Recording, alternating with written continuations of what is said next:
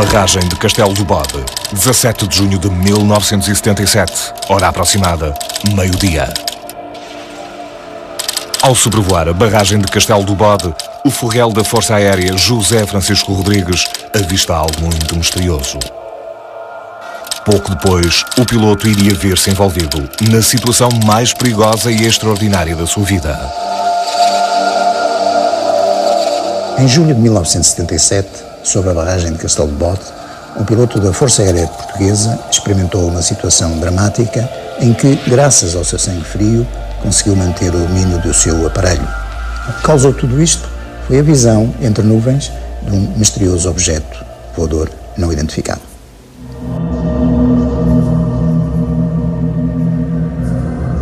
Na manhã do dia 17 de junho de 1977, o foguete José Francisco Rodrigues descolou pelas 11 horas e 15 minutos da base aérea número 3 de Tancos, dirigindo o seu avião, um Dornier 27, para uma área de treino pré-determinada, situada na zona de Tomar.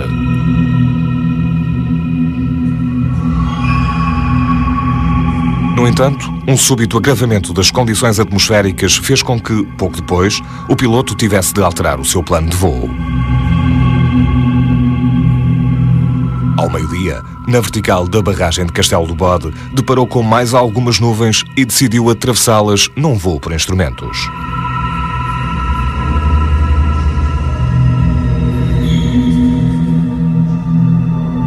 De forma a encontrar a melhor nuvem de entrada naquela formação, José Francisco Rodrigues olhou atentamente à sua volta. De repente, à sua esquerda, algo lhe despertou a atenção. Era uma forma escura que contrastava com o esbranquiçado de uma das nuvens.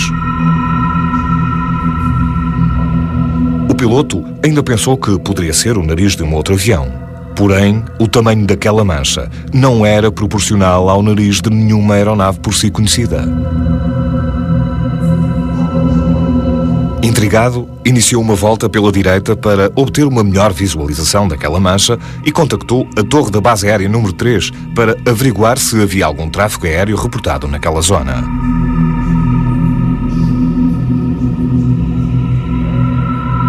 A resposta da base foi negativa.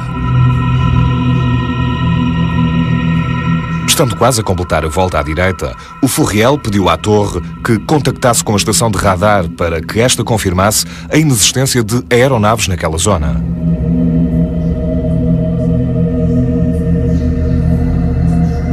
Subitamente, antes de obter qualquer resposta, o piloto deparou com algo de absolutamente incrível. À sua esquerda, no meio das nuvens e a uns 6 metros do seu avião, estava o que lhe pareceu ser a metade inferior de um estranho objeto voador de cor muito escura que acompanhava o voo do seu Dornier 27.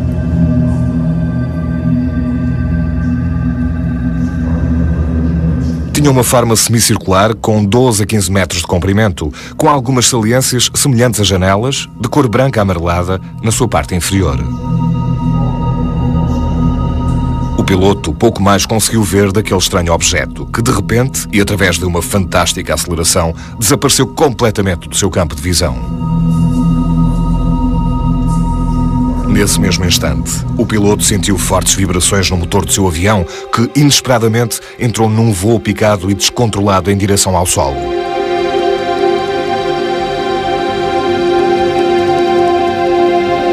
Apanhado de surpresa, José Francisco Rodrigues reagiu, efetuando algumas manobras para recuperar e estabilizar o Dornier 27.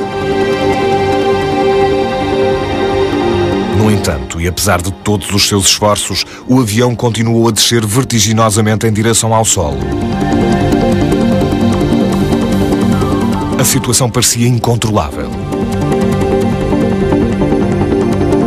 Numa derradeira tentativa, José Francisco Rodrigues puxou a manche para si com toda a força e o nariz do Dornier 27 deu sinais de estar a querer levantar.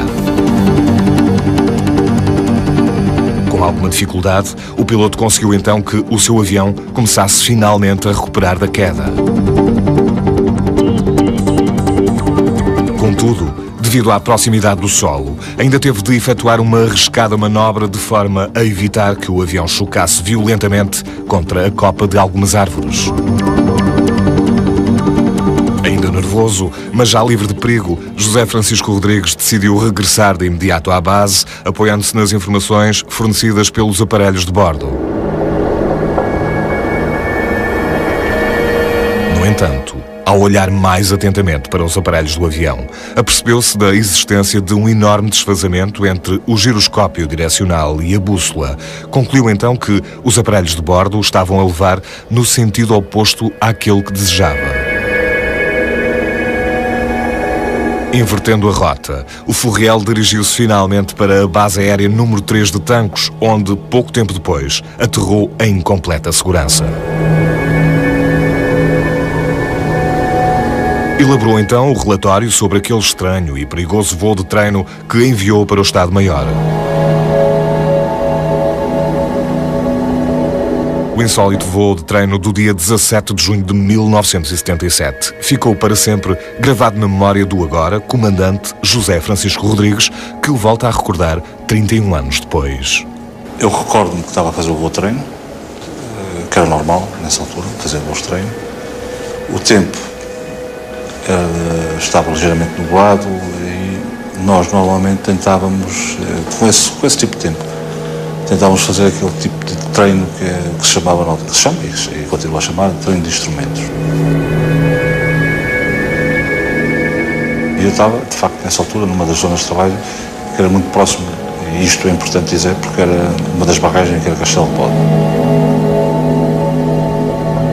E recordo-me de estar a tentar fazer aquilo que nós chamávamos eventualmente fazer um voo de instrumentos, e a determinada altura apareceu-me, o julgo-me ter aparecido, um objeto em que eu não tinha certeza o que é que tinha visto.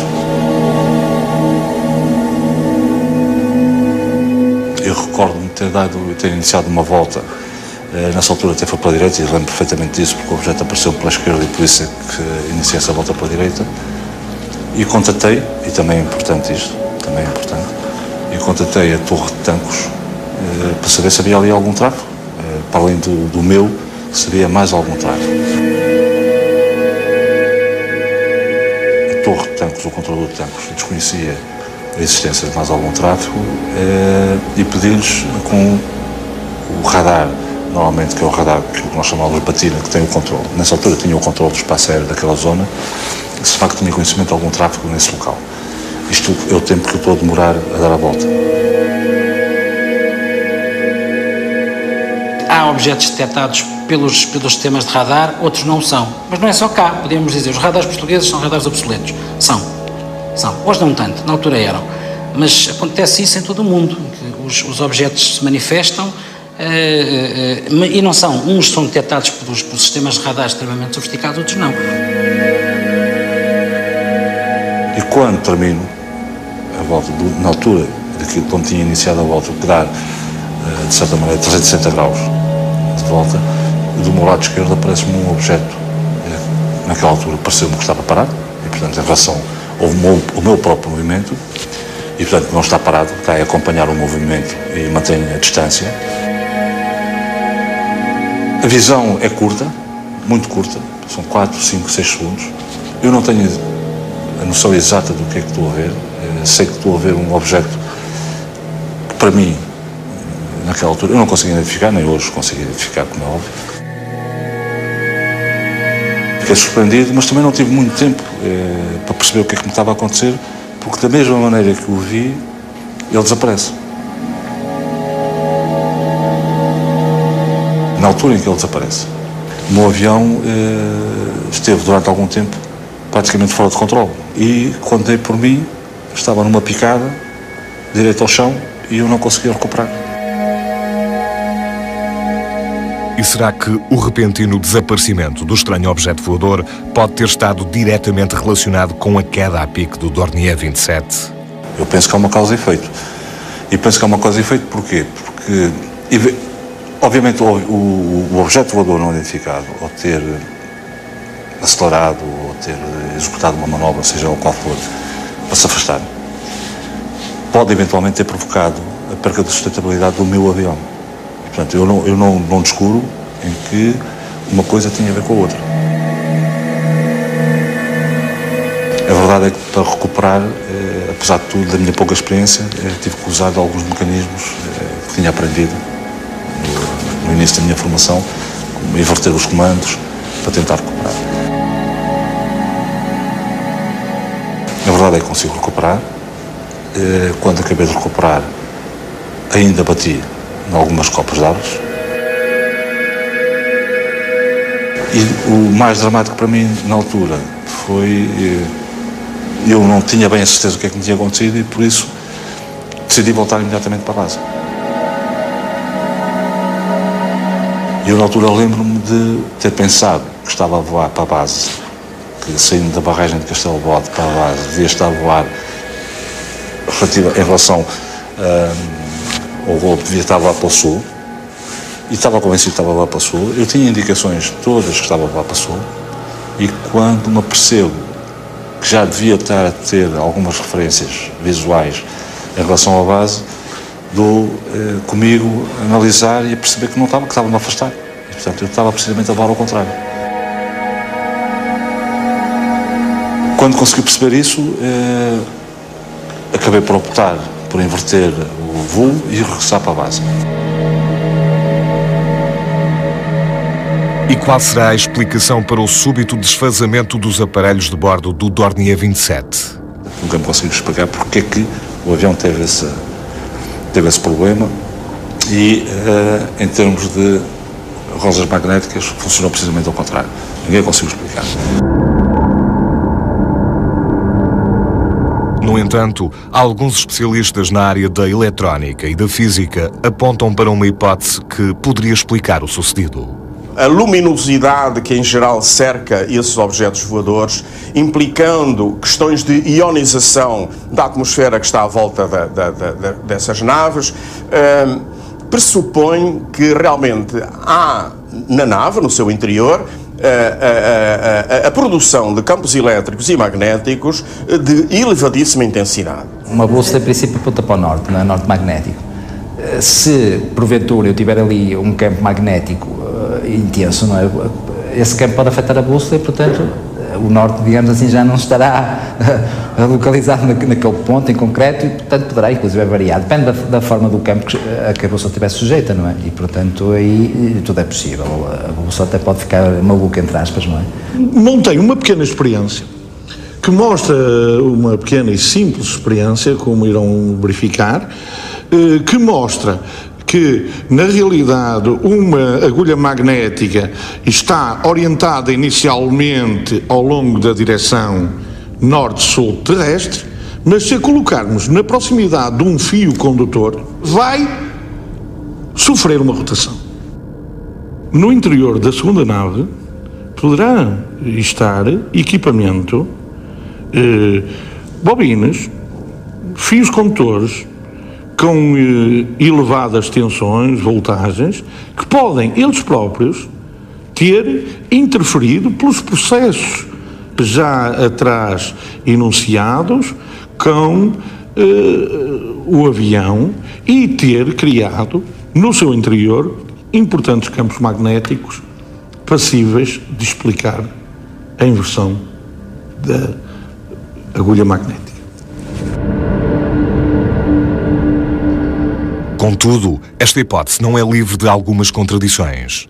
A hipótese de termos realmente esses campos eletromagnéticos bastante intensos, por exemplo, ao ponto de fazer parar uma viatura, em princípio a testemunha devia sofrer efeitos desse próprio campo e, na maior parte dos casos, isso não acontece. Portanto, também há aí uma contradição. Não é? Se por um lado aquilo avaliza um pouco as declarações da testemunha, por outro lado também a falta de determinados efeitos que seriam de prever que iriam acontecer se tivéssemos esses tais campos eletromagnéticos intensos não se verificam. Há aqui um mistério, no fundo, porque não vamos pensar que todas as testemunhas estão, no fundo, a inventar ou a delirar, não é? A dizer que aconteceu isto e não aconteceu. Entretanto, aterrei e, obviamente, que isto foi um bocado de sururu, porque o piloto não sabia exatamente o que é que tinha visto, mas também a verdade é que tinha batido o avião numas copas das árvores. É um jovem piloto, há que desconfiar do que é que aconteceu, se não foi uma pequena brincadeira ou se na realidade houve alguma coisa de especial que tenha acontecido ali. Portanto, isto, grosso modo, foi o que acabou por acontecer. A última imagem que eu tinha do objeto, no fundo, que vi, consegui transmiti-la para o papel. Aquilo que eu não conseguia fazer, e não tinha conhecimentos para isso, esta é que é a verdade, em termos técnicos e aeronáuticos, eu não tinha conhecimento para dizer que aquilo era um avião ou não era um avião, aquilo que se designa como um objeto voador não identificado. De facto, este caso é demasiadamente ilustrativo das várias situações que podem acontecer no caso de um encontro imediato do segundo grau. Eu não tenho qualquer tipo de dúvida que houve, na realidade, aqui um contacto mais uma vez, um contacto com objeto voador não identificado. Enfim, não lhe vou chamar disco voador ou charuto voador ou outra coisa qualquer, porque não, enfim, não é assim que as coisas devem ser chamadas. Na realidade, é um objeto que voa e que não é identificado pelo piloto. Uma possibilidade a ter em conta na análise destes casos é a do avistamento ter sido uma mera alucinação momentânea por parte da testemunha. Não vou imaginar que este piloto teve uma alucinação, nem pouco mais ou menos, não é? Porque se tivesse uma alucinação, tinha uma alteração grave de comportamento, tinha uma alteração grave ao nível dos reflexos, etc. E nunca conseguiria endireitar um avião que pica direito ao solo, quase desgovernado, com a alteração dos instrumentos. É preciso ter umas excelentes mãos para poder reequilibrar o aparelho e aterrá-lo em segurança na BA3, na base aérea 3, ou noutra qualquer. Eu acho que os nossos pilotos são dos melhores do mundo. E sem dúvida nenhuma. Sem dúvida nenhuma, aliás, são considerados os melhores pilotos do mundo. Não me parece que os pilotos portugueses andem para aí inventar discos voadores ou outras coisas parecidas, quando eles não existem. Mas os mistérios relacionados com o estranho voo de treino do piloto José Francisco Rodrigues não se ficam por aqui. Naquele momento em que eu tive esse problema, a barragem de Castelo Bode teve, nessa altura, uma descida abrupta de energia, que foi restado e também ninguém conseguiu explicar qual a origem ou como é que ocorreu essa descida abrupta de energia na barragem de Castelo Bode. Lembro-me do avião ter ficado parado e fechado e selado para análise. No fim de uma semana do avião estar fechado, selado, foi feito um teste em relação a matérias radioativas em 3 ou 4 aviões misturados e nenhum acusou nada, excepto o avião de facto em que eu estive a voar.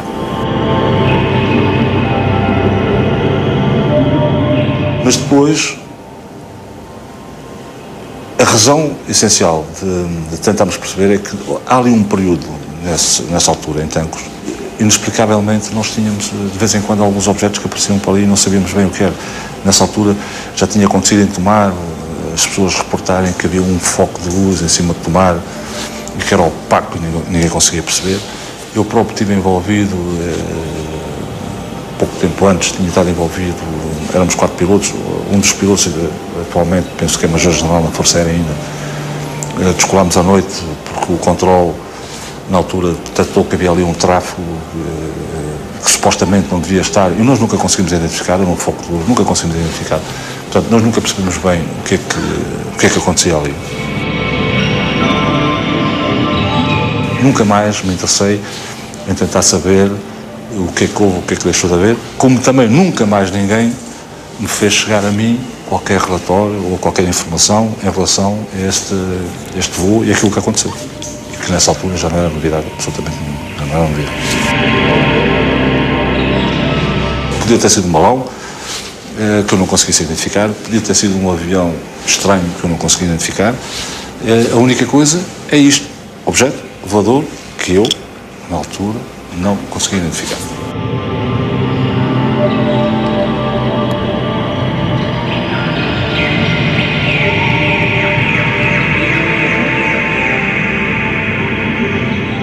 No registro deste encontro imediato, o que fica, pela análise dos especialistas a que assistimos, foi um conjunto de interferências interessantes e importantes, típicas também destas situações, em que, por exemplo, a bússola sofreu um desfazamento de 180 graus.